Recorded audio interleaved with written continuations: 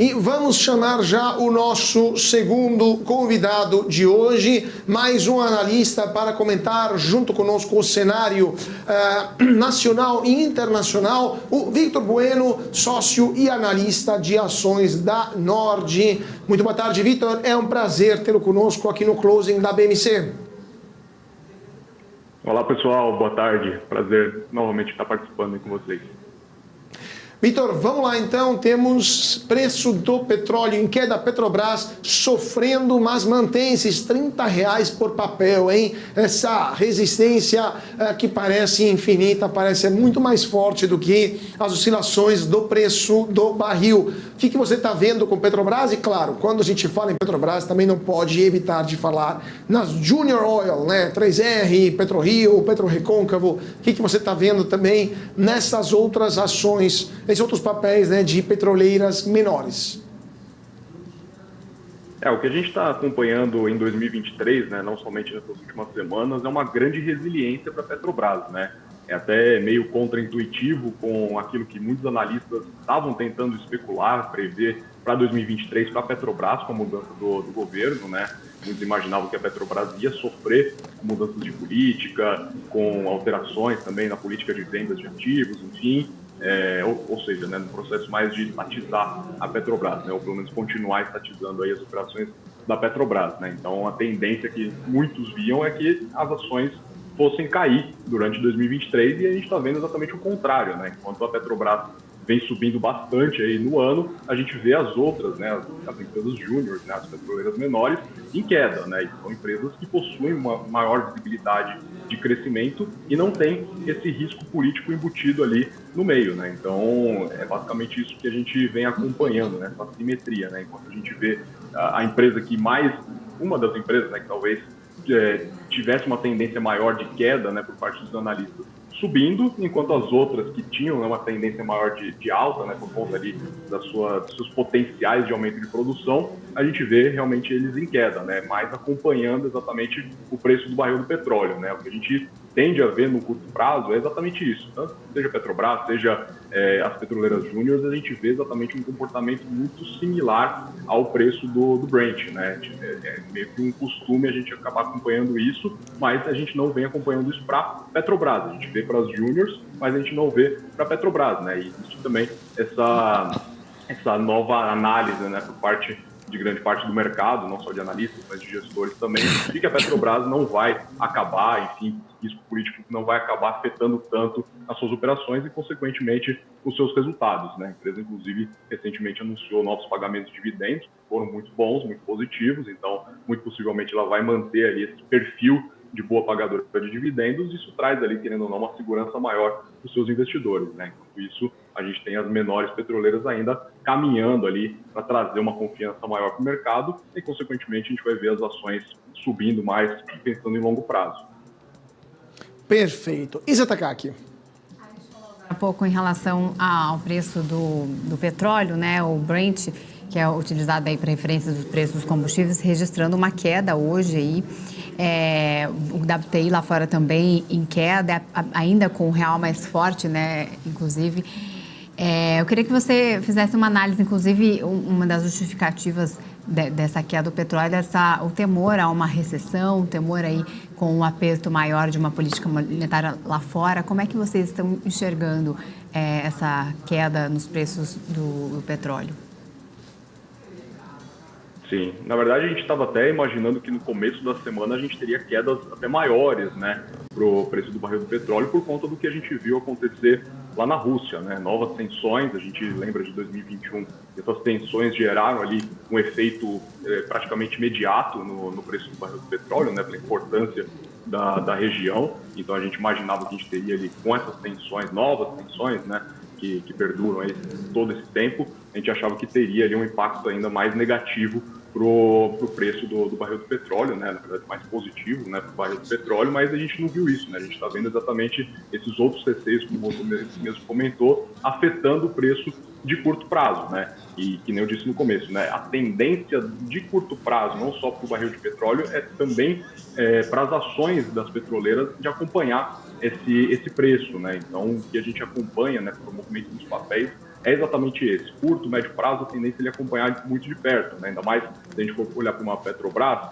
existem sim, como eu disse, né, uma nova análise por parte do mercado de que ela não vai ser tão afetada, então as ações estavam muito largadas, ali, principalmente no final do ano, né? As ações chegaram a ser negociadas a menos de 2 vezes EBITDA, né? Então realmente estavam muito baratas. Então a gente começa a ver uma reprecificação das ações da Petrobras nesse ano, e é por isso que a gente viu ela um pouco desconectada ali do preço do barril do petróleo, né? Mas ela, querendo ou não, é uma empresa que tem os resultados inteiramente ligados ao preço do Brent, né? Então, basicamente, os 2 fatores que interferem nos resultados da Petrobras são esses, né? Brent e o dólar. Então, se a empresa não tem ali uma grande expectativa de aumento de produção, né, e consequentemente de aumento de resultados, a gente vê os resultados e as ações oscilando ali de acordo com o preço do Brent, né, diferentemente do que a gente vê, por exemplo, com as petroleiras júnior, né, que possuem ali uma maior visibilidade de crescimento, principalmente falando de PetroRio e a 3R, né, mas a gente vê que nesse ano elas tiveram ali alguns fatores que acabaram prejudicando elas, né, como o novo imposto, né, sobre a exportação de petróleo, interrupções ali também na venda do polo potiguar para 3R, enfim, que acabaram afetando não somente os resultados ali delas nesses primeiros trimestres, mas também, querendo ou não, a confiança por parte dos investidores, né? Então, basicamente isso que a gente vê. Então, independente do que aconteça com o preço do barril de petróleo no curto prazo, no longo prazo, essas petroleiras menores, elas já fazem basicamente todas as suas contas relacionadas a operações, relacionadas a aquisições, com o Brent normalizado, né? E, querendo ou não, esse preço que a gente vê hoje de tela, ele é acima daquele que eles usam como referência, né? Que é cerca ali de $65 por barril.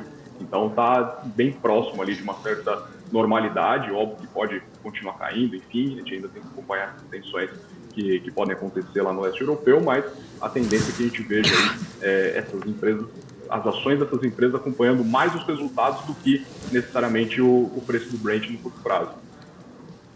Perfeito. Agora, só queria mudar um pouquinho de âmbito de commodities, porque eu queria falar um pouco de minério de ferro. A gente está vendo alguns dias a Vale subindo, né, depois de uma fortíssima queda que registrou nos últimos meses.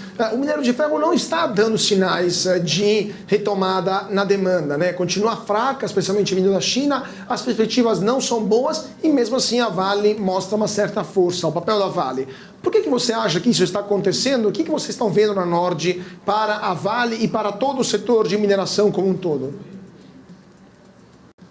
A Vale é uma empresa muito parecida com a Petrobras nesse sentido de seus resultados estarem extremamente atrelados à sua commodity, né, ao seu produto que eles acabam exportando, né? Então, quando a gente olha para os resultados da empresa, a gente vê que essa é a principal variante, né, dos resultados para a companhia. Então, se o minério de ferro está em alta, a gente vai ver os resultados da companhia em alta e, consequentemente, a gente vai ver as ações também em alta, né? O que a gente vem acompanhando é exatamente esse temor com relação à China, né, de uma retomada mais acelerada da demanda chinesa. Isso acaba afetando muito ali o preço do minério de ferro, né?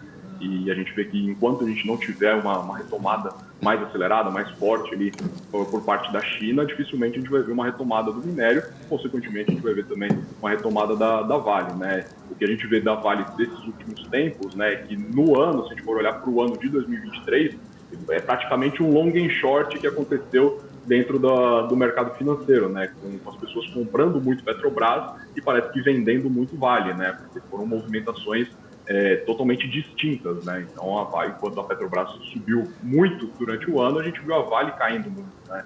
Agora a gente começa a ver pelo menos uma leve recuperação, mas não é uma recuperação necessariamente bem fundamentada, né? Parece apenas ali uma certa correção, digamos assim, dessas quedas recentes que a gente vem acompanhando para a mineradora, mas o cenário continua ainda muito incerto com o que vai acontecer com a demanda chinesa, com o preço do minério de ferro e também, querendo ou não, com os resultados que a Vale vai apresentar durante os próximos trimestres. Então, o cenário ainda é bastante incerto e sempre acompanhando o que acontece no macro, no exterior, antes de querer comprar e precificar uma melhora mais significativa dentro da empresa.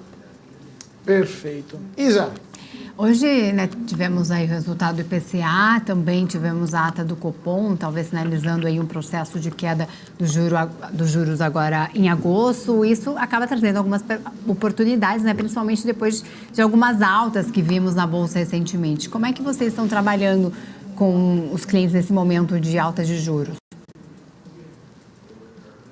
Sim, o que a gente tenta sempre educar os nossos clientes, nossos assinantes, é que o mercado ele sempre precifica antes um evento dele acontecer, né? Então, muitos investidores, principalmente os iniciantes, né, eles acabam querendo entrar na bolsa ou aumentar suas posições somente depois que os juros começarem a cair, né? E foi exatamente o que a gente viu acontecendo desde 2021, né? Os juros começaram a subir, a gente teve esse ciclo de alta da Selic e, consequentemente, a gente teve um ciclo muito forte de quedas, né, para a Bolsa de Valores, principalmente para empresas de menor capitalização e empresas atreladas a juros, né? Empresas que acabam sendo mais dependentes, como varejo, construção civil, locadoras, empresas que são mais alavancadas também acabam sofrendo mais nesses períodos, né? E são essas empresas que foram muito amassadas, que foram muito deixadas de lado durante todos esses 2 anos, que acabam tendo ali um potencial maior de valorização, né? Foi exatamente isso que a gente viu desde março, né? Final de março, quando a gente já começou a ver sinalizações mais claras de que a gente realmente estaria, né, mais próximo de um ciclo de corte dos juros, né, principalmente com os indicadores positivos relacionados à inflação. Então, com um controle maior inflacionário aqui no nosso país, consequentemente, e muito em breve, a gente, possivelmente até na próxima reunião, a gente vai ter esse início aí do ciclo de corte da Selic, e isso é o principal gatilho para as ações da Bolsa de Valores, né? Só que isso já vem sendo precificado, né? Óbvio que ainda tem espaço, a gente enxerga com muito espaço ainda, né, para os próximos meses, até o final do ano, talvez até para os próximos anos. A gente não sabe o tamanho desse ciclo de corte de juros, né, até onde ele pode ir. A gente acredita que já está bem precificado quando a gente olha para a curva de juros futuros, né? A gente acredita que o mercado já precificou pelo menos uma boa parte desse corte dos juros. Agora é a Bolsa começar a precificar esses juros menores que a gente vai ter aqui no nosso país. Então esse aqui foi o começo, né? A gente não sabe exatamente qual o percentual desse rally de alta que a gente vai ter por conta do corte da Selic, né? Que começou agora no final de março, mas ainda existe bastante espaço, né? Se a gente olha para empresas específicas, até dentro desses setores mais específicos, como varejo, incorporadoras, a gente teve as locadoras também muito impactadas por conta da alta dos juros, empresas mais alavancadas também, a gente ainda vê um espaço, a gente ainda vê upside dessas companhias subirem, né? Mas é aquilo que a gente sempre educa nossos assinantes, né? Não adianta esperar a reunião do Copom que vai determinar o corte para querer comprar. Óbvio que nesse momento, possivelmente, a gente vai ter ainda espaço para crescimento, ainda espaço para valorização, mas grande parte a gente pode acabar perdendo por esperar um evento que é meio que certo, né? O mercado precifica antes algo que está muito próximo a acontecer e os indícios são cada vez mais claros, né? A gente teve a reunião do Copom da semana passada, que teve um tom mais duro, né? Que o mercado esperava, o mercado estava esperando já uma sinalização mais clara dessa queda de juros. A gente teve a ata do Copom hoje também informando ali uma certa ala de resistência contra esse início de corte de juros agora em agosto, né? Mas, querendo ou não, a inflação está aí, os dados estão mostrando um controle muito grande, então muito possivelmente a gente vai realmente ter esse início de ciclo, né? Então essa é a nossa expectativa para agosto agora, né, para a próxima reunião do Copom, e a tendência que a gente veja aí para os próximos meses também as ações caminhando, principalmente aquelas que foram deixadas de lado nesse período. Vamos ver o que vai acontecer, mas fica conosco, Vitor, porque eu só queria dar o fechamento da Bolsa, que 5 horas em ponto, o Ibovespa acabou de fechar, queda de 0,57%, piores são Alpargatas, Pets, Açaí e Grupo Pão de Açúcar. Alpargatas, aqui a gente falando do nosso profit da Neológica, perdeu 6,55%, Pets 6,02%, Açaí 5,61%. E Grupo Pão de Açúcar, 4,96. Hoje foi um desastre para as ações do setor de varejo. Então, eu queria te pedir, Vitor, o que você está achando, o que vocês na Nord estão achando sobre as ações do setor de varejo como um todo? A gente já comentou, né, você falou ações que foram de lado, questão da alta de juros, etc. Mas, nesse momento específico, o que vocês estão vendo para essas ações e se vale a pena ficar de olho para o investidor pessoa física?